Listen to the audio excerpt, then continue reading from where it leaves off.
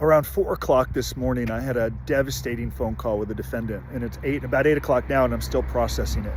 And he's given me permission to share these details because it will help families and defendants going through this process profit from his losses, and the profits in this profit can be making better decisions leading to a much better sentence.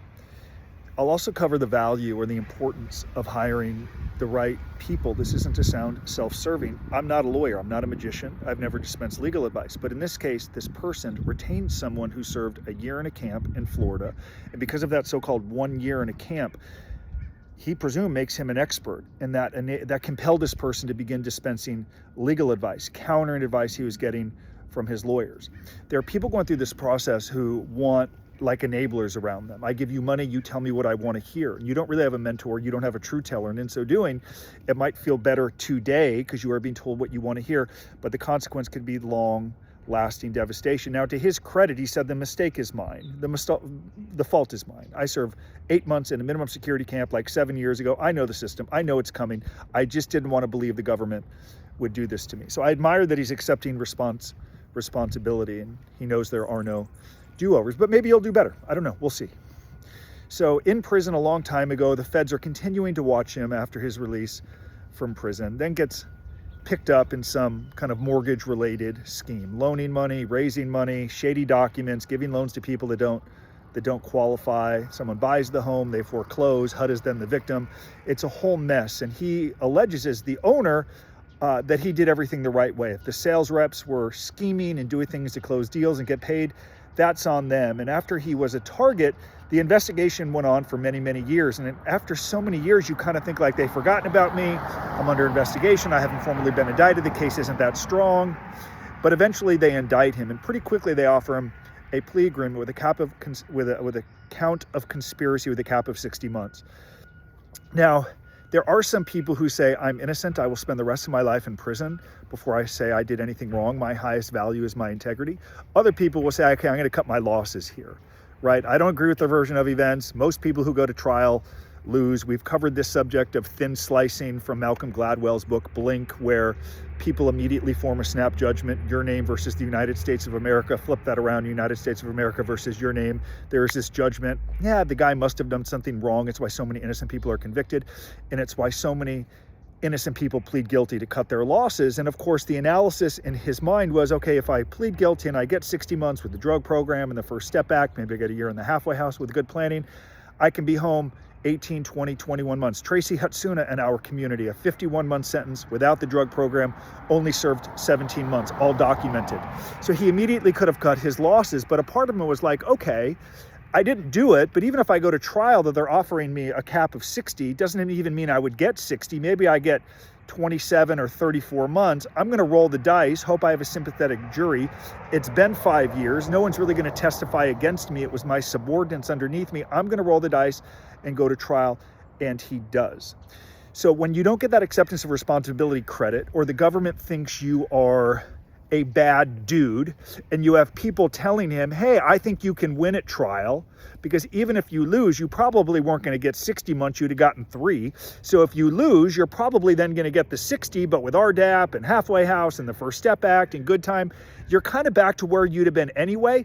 So F it, man, just roll the dice and go to trial. It's not going to be that much worse. Maybe it's worse, but maybe it's worth it for an extra year for the chance that you could prevail. So he goes through this analysis, I believe, against the advice of his lawyers. But you have a jailhouse, you have a prison expert, you have a coach claiming to give advice that is not relevant. Goes to trial, loses, texts me early last evening. I said I start very early, about 4. That was my first call. And he said, they're asking the judge to sentence me to life in prison.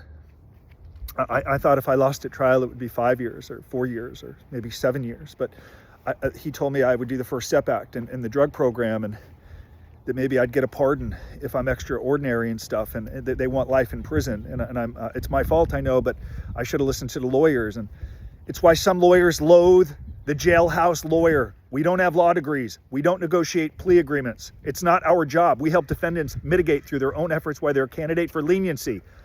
Whether you go to trial or not, it doesn't matter. The initiative is through you, your own efforts. None of what I just said implies that I am a lawyer or negotiating a plea agreement. Zero, zilch, nada. Yet if you accept advice from people who claim to be able to predict what a federal judge is going to do, or the result of going to trial versus pleading guilty, it's your fault. And he knows that. Now, I'm not saying he's going to get life in prison. The problem is it kind of sets this anchor in the judge's mind. It's like that analogy, you go into a restaurant, you see a $2,000 bottle of wine, you're not going to order it. Even if you do, they probably don't have it in stock. Maybe you end up with a $300 bottle of wine, but it ain't $2,000. The problem is the judge is going to see this request from the government. He is a menace. He is a two-time loser. He doesn't accept responsibility. He creates victims that he could care less about. And of course, others are testifying against him because they want to cooperate and advance their agenda. He doesn't begrudge them. He says, if I were them, maybe I'd have done the same thing. Maybe I had that window. It's closed. So I don't know if he gets life in prison, but I know it's a big test for him. And the judge is going to see the request from the government. And, now it's like, I'll take 20. 15's a win, right? Is 25 a win? I'm young enough. So we closed our call by clarifying we can't change the past. We can't undo bad decisions. We're not magicians. We're going to be authentic. We're never going to lie to you. We're not going to ask you to do what our team hasn't done and still do. Every single frickin' day. Every day we're working to overcome the government's version of events, not through happy talk or platitudes, by working around enablers or hiring people who tell you what you want to hear, because he is suffering. And I empathize with him. As I close, I want you to do what I wish this executive had done once he saw his name again versus the United States of America. What is the perspective of a prosecutor? How does a prosecutor perceive someone like you and me? How can we change that perception or opinion? What have you done through your own efforts to demonstrate, even if you go to trial, why you're a candidate for leniency? If you don't approach this process from the perspective of stakeholders, you can't really tell me that you want the best outcome, because you have not identified success, and you cannot identify success without understanding what these people want. People convicted of murder, manslaughter get shorter sentences than someone convicted, in this case, of a white-collar crime. They want life in prison. Embrace the perspective of stakeholders. I'm getting back to work.